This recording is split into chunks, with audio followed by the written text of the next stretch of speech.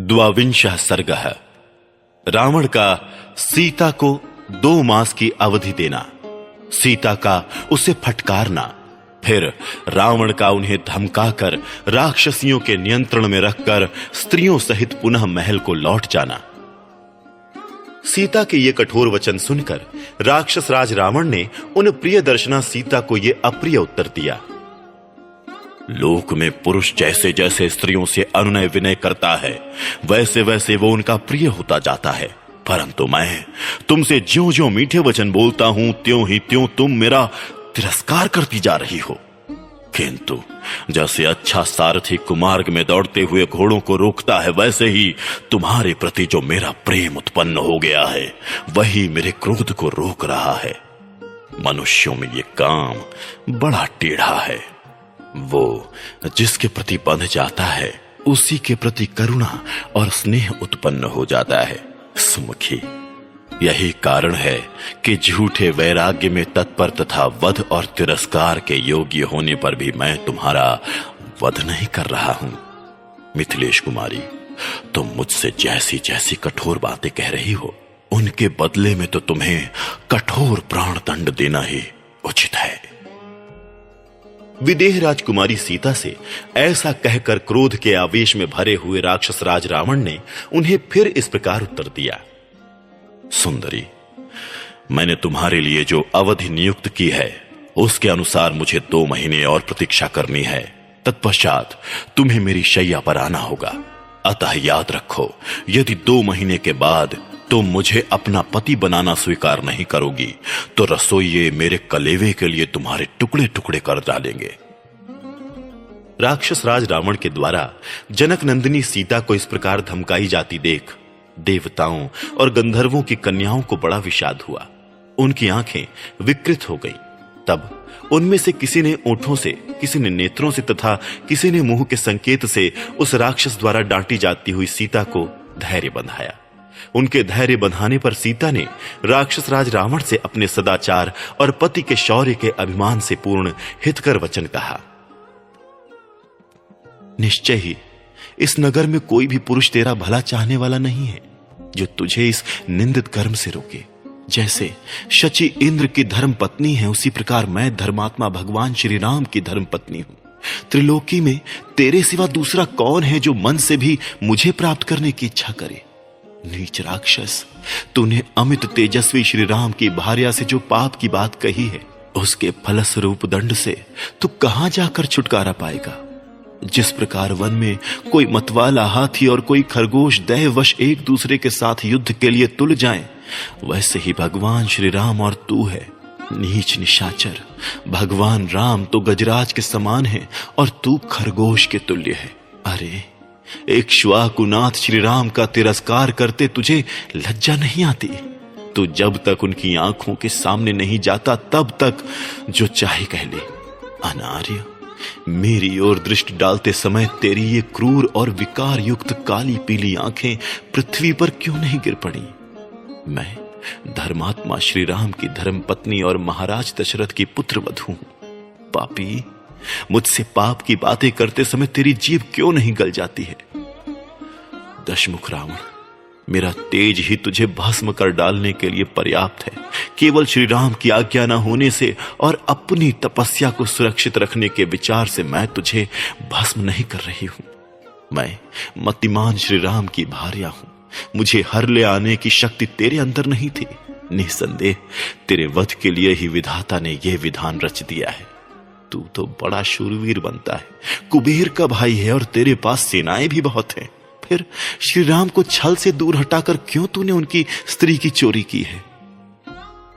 सीता की ये बातें सुनकर राक्षस राज रावण ने उन जनक दुलारी की ओर आंखें तरेर कर देखा। उसकी दृष्टि से क्रूरता टपक रही थी। वो नील मेघ के समान काला और विशालकाय था। उसकी भुजाएं और ग्रीवा बड़ी थीं।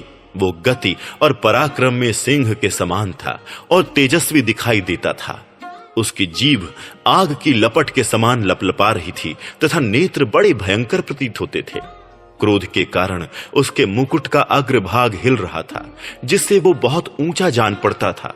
उसने तरह तरह के हार और अनुलेपन धारण कर रखे थे तथा पक्के सोने के बने हुए बाजूबंद उसकी शोभा बढ़ा रहे थे। वो लाल रंग के फूलों की माला और लाल वस्त्र पहने हुए था। उसकी कमर के चारों ओर काले रंग का लंबा कटिसूत्र बंधा हुआ था, जिससे वो अमृत मंथन के समय वासुकी से लिपटे हुए मंदराचल के समान जान पड़ता था। पर्वत के समान विशालकाय राक्षस राज रावण अपनी दोनों परिपुष्ट भुजाओं से उसी प्रकार शोभा पा रहा था मानो दो शिखरों से मंदराचल सुशोभित हो रहा हो। प्रातः काल के सूर्य की भांति अरुण पीत कांति वाले दो कुंडल उसके कानों की शोभा बढ़ा रहे थे, मानो लाल पल्लवों और फूलों से युक्त दो अशोक वृक्ष किसी पर्वत को सुशोभित कर रहे हों। वो अभिनव शोभा से संपन्न होकर कल्प वृक्ष एवं मूर्तिमान वसंत के समान जान पड़ता था।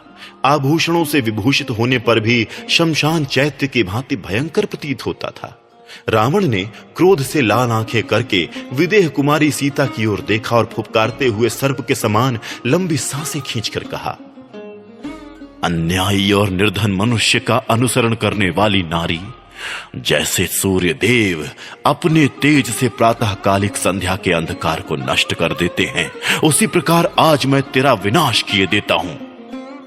मिथिलेश कुमारी से ऐसा कहकर शत्रुओं को रुलाने वाले राजा रावण ने भयंकर दिखाई देने वाली समस्त राक्षसियों की ओर देखा।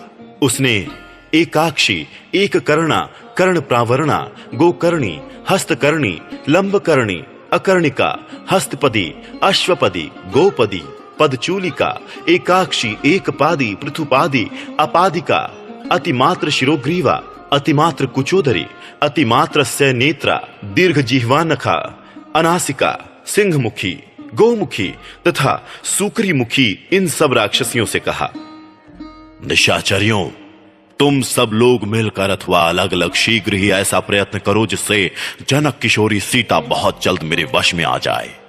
अनुकूल प्रतिकूल उपायों से, साम दान और भेद नीति से तथा दंड का भी भय दिखाकर विदेह कुमारी सीता को वश में लाने की चेष्टा करो।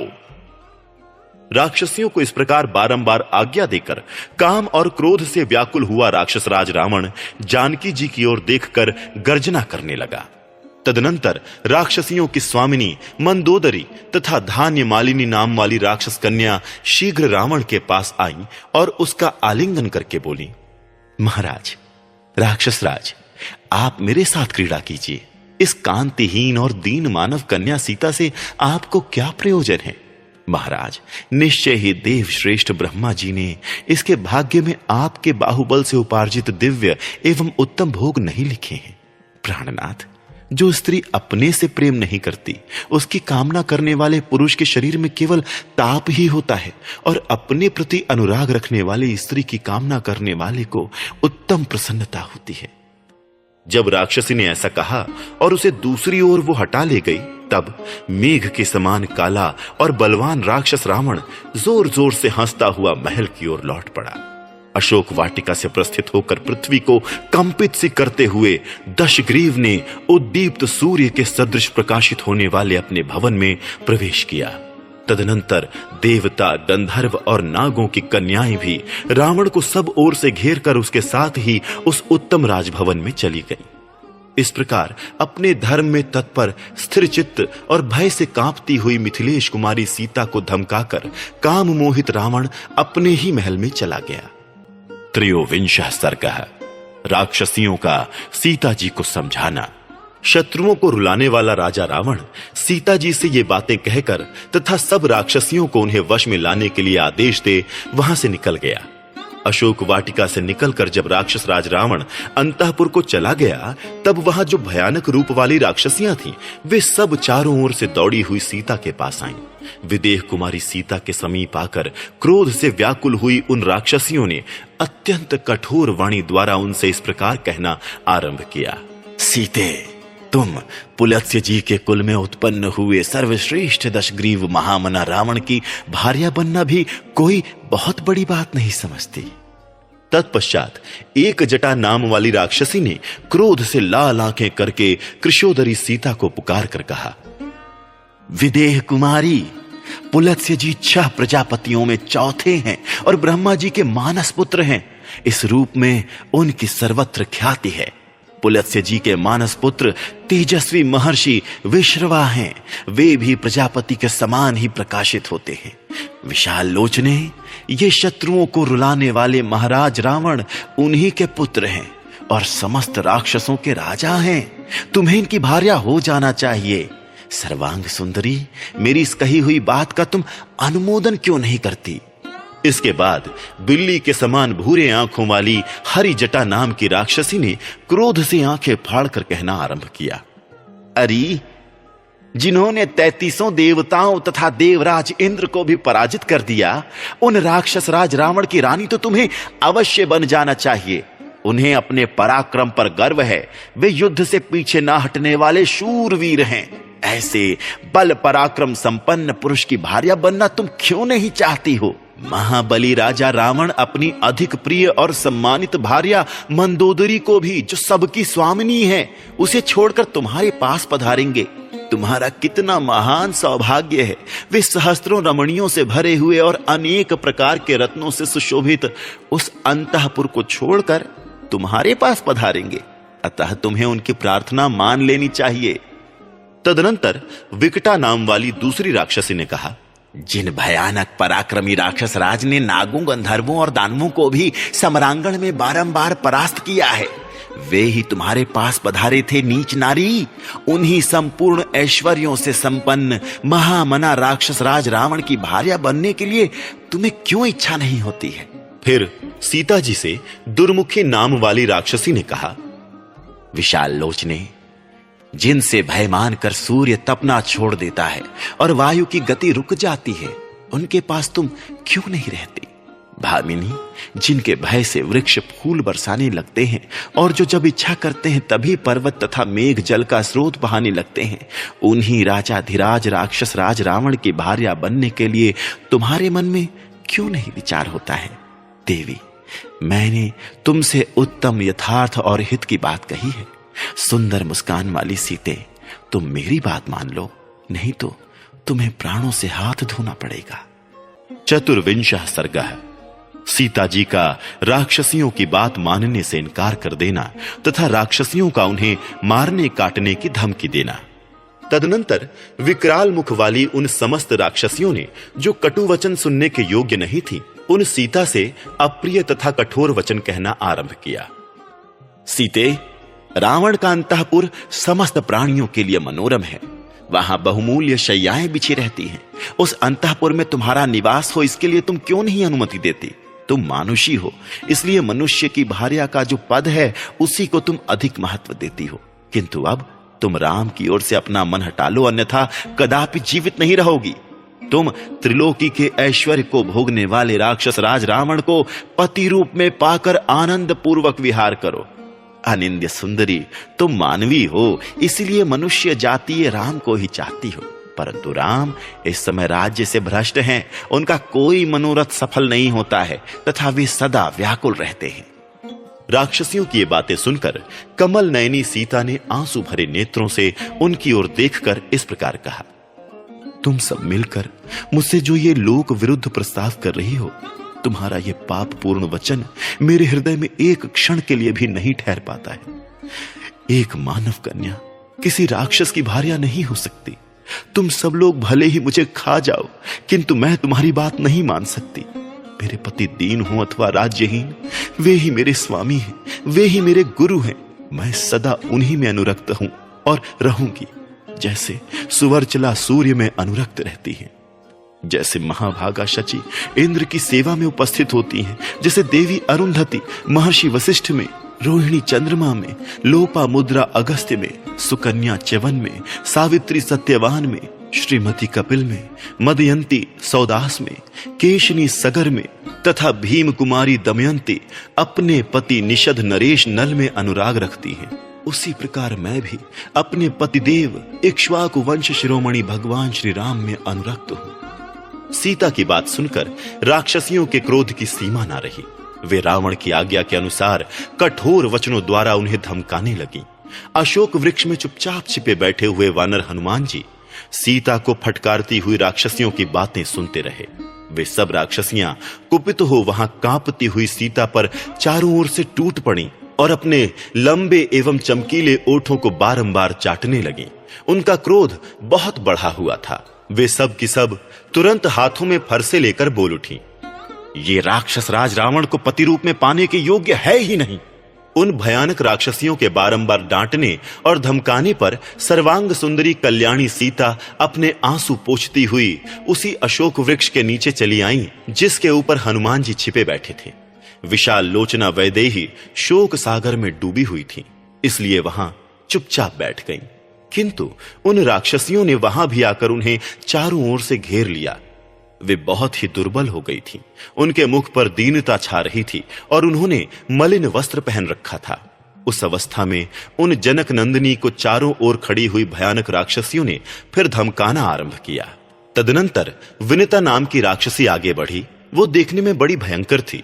उसकी देह क्रोध की सजीव प्रतिमा जान पड़ती थी। उस विकराल राक्षसी का पेट भीतर की ओर धंसा हुआ था। वो बोली, सीते, तूने अपने पति के प्रति जितना स्नेह दिखाया है इतना ही बहुत है। भद्रे, अति करना तो सब जगह दुख का ही कारण होता है। मिथिलेश कुमारी, तुम्हारा भला हो। मैं तुमसे बहुत संतुष्ट हूं क्योंकि तुमने मानवोचित शिष्टाचार का अच्छी तरह पालन किया है। अब मैं भी तुम्हारे हित के लिए जो बात कहती हूं उस पर ध्यान दो, उसका शीघ्र पालन करो। समस्त राक्षसों का भरण पोषण करने वाले महाराज रावण को तुम अपना पति स्वीकार कर लो। वे देवराज इंद्र के समान बड़े पराक्रमी तथा रूपवान हैं। दीनहीन मनुष्य राम का परित्याग करके सबसे प्रिय वचन बोलने वाले उदार और त्यागी रावण का आश्रय लो। विदेह राजकुमारी, तुम आज से समस्त लोकों की स्वामिनी बन जाओ और दिव्य अंगराग तथा दिव्य आभूषण धारण करो। शोभने जैसे अग्नि की प्रिय पत्नी स्वाहा और इंद्र की प्राण वल्लभा शची हैं, उसी प्रकार तुम रावण की प्रेयसी बन जाओ। विदेह कुमारी, श्री राम तो दीन हैं, उनकी आयु भी अब समाप्त हो चली है। उनसे तुम्हें क्या मिलेगा? यदि तुम मेरी कही हुई इस बात को नहीं मानोगी तो हम सब मिलकर तुम्हें इसी मुहूर्त में अपना आहार बना लेंगी। तदनंतर दूसरी राक्षसी सामने आई। उसके लंबे लंबे स्तन लटक रहे थे। उसका नाम विकटा था। वो कुपित हो मुख का तान कर डांटती हुई सीता से बोली, अत्यंत खोटी बुद्धि वाली मिथिलेश कुमारी, अब तक हम लोगों ने अपने कोमल स्वभाव वश तुम पर दया आ जाने के कारण तुम्हारी बहुत सी अनुचित बातें मान ली हैं, सह ली हैं। इतने पर भी तुम हमारी बात नहीं मानती हो। हमने तुम्हारे ही हित के लिए समयोचित सलाह दी थी। देखो, तुम्हें समुद्र के इस पार ले आया गया है जहां पहुंचना दूसरों के लिए अत्यंत कठिन है। यहां भी रावण के भयानक अंतःपुर में तुम लाकर रखी गई हो। मिथिलेश कुमारी, याद रखो, रावण के घर में कैद हो और हम जैसी राक्षसियां तुम्हारी चौकसी कर रही हैं। मैथिली, साक्षात इंद्र भी यहां तुम्हारी रक्षा करने में समर्थ नहीं हो सकते। अतः मेरा कहना मानो, मैं तुम्हारे हित की बात बता रही हूं। आंसू बहाने से कुछ होने जाने वाला नहीं है। ये व्यर्थ का शोक त्याग दो। सदा छाई रहने वाली दीनता को दूर करके अपने हृदय में प्रसन्नता और उल्लास को स्थान दो। सीते, राक्षस राज रावण के साथ सुखपूर्वक क्रीड़ा विहार करो। भीरू, हम सभी स्त्रियां जानती हैं कि नारियों का यौवन टिकने वाला नहीं होता। जब तक तुम्हारा यौवन नहीं ढल जाता तब तक सुख भोग लो। मदमत्त बना देने वाले नेत्रों से शोभा पाने वाली सुंदरी, तुम राक्षस राज रावण के साथ लंका के रमणीय उद्यानों और पर्वतीय उपवनों में विहार करो। देवी, ऐसा करने से सहस्त्रों स्त्रियां सदा तुम्हारी आज्ञा के अधीन रहेंगी। महाराज रावण समस्त राक्षसों का भरण पोषण करने वाले स्वामी हैं। तुम उन्हें अपना पति बना लो। मैथिली, याद रखो, मैंने जो बात कही है, यदि उसका ठीक ठीक पालन नहीं करोगी तो मैं अभी तुम्हारा कलेजा निकाल कर खा जाऊंगी। अब चंडोदरी नाम वाली राक्षसी की बारी आई। उसकी दृष्टि से ही क्रूरता टपकती थी। उसने विशाल त्रिशूल घुमाते हुए ये बात कही, महाराज रावण जब इसे हरकर ले आए थे उस समय भय के मारे ये थर थर कांप रही थी। उस दिन इस मृग शावक नयनी मानव कन्या को देखकर मेरे हृदय में ये बड़ी भारी इच्छा जागृत हुई। इसके जिगर, तिल्ली, विशाल वक्षस्थल, हृदय, इसके आधार स्थान, अन्यान्य अंग तथा सिर को मैं खा जाऊं। इस समय भी मेरा ऐसा ही विचार है। तदनंतर प्रघसा नामक राक्षसी बोल उठी, फिर तो हम लोग इस क्रूर हृदया सीता का गला घोंट दें। अब चुपचाप बैठे रहने की क्या आवश्यकता है। इसे मार कर महाराज को सूचना दे दी जाए कि ये मानव कन्या मर गई। इसमें कोई संदेह नहीं कि इस समाचार को सुनकर महाराज ये आज्ञा दे देंगे कि तुम सब लोग उसे खा जाओ। तत्पश्चात राक्षसी अजामुखी ने कहा, मुझे तो व्यर्थ का वाद विवाद अच्छा नहीं लगता। आओ पहले इसे काट कर इसके बहुत से टुकड़े कर डालें। वे सभी टुकड़े बराबर माप तौल के होने चाहिए। फिर उन टुकड़ों को हम लोग आपस में बांट लेंगे। साथ ही नाना प्रकार की पेय सामग्री तथा फूल माला आदि भी शीघ्र ही प्रचुर मात्रा में मंगा ली जाए। तदनंतर राक्षसी शूर्पणखा ने कहा, अजामुखी ने जो बात कही है वही मुझे भी अच्छी लगती है। समस्त शोकों को नष्ट कर देने वाली सुरा को भी शीघ्र मंगवा लो। उसके साथ मनुष्य के मांस का आस्वादन करके हम निकुंभिला देवी के सामने नृत्य करेंगी। उन विकराल रूप वाली राक्षसियों के द्वारा इस प्रकार धमकाई जाने पर देव कन्या के समान सुंदरी सीता धैर्य छोड़कर फूट फूट कर रोने लगी। इस प्रकार श्री वाल्मीकि निर्मित आर्ष रामायण आदि काव्य के सुंदर कांड में 24वां सर्ग पूरा हुआ।